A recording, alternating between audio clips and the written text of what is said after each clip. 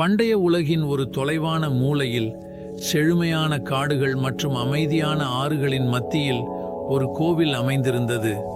அந்த கோவிலின் புனித மண்டபங்களில் தொலைவிலிருந்து வந்த அறிஞர்கள், முனிவர்கள் மற்றும் தத்துவ ஞானிகள் கூடினர்.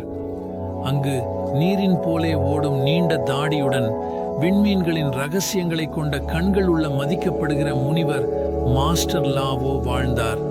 அவர் ஒவ்வொருவராலும் மதிக்கப்படுகிறார்.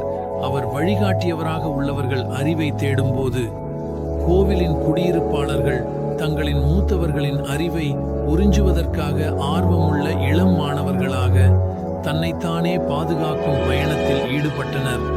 அந்த மாணவர்களில் ஒருவர் லீவே. அறிவுக்கு உள்ள ஆர்வம் கடல்களைப் போல பரந்த ஒரு ஆர்வமுள்ள ஆன்மா.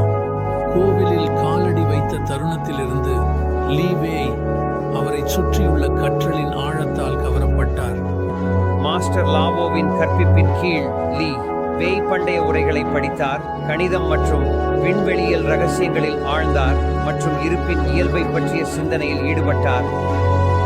ஒவ்வொரு காலையும் புதிய அறிவுகளை கொண்டு வருகிறது, ஒவ்வொரு மாலையும் விண்மீன்களின் ஆழமான புரிதலை அறிவிக்கிறது.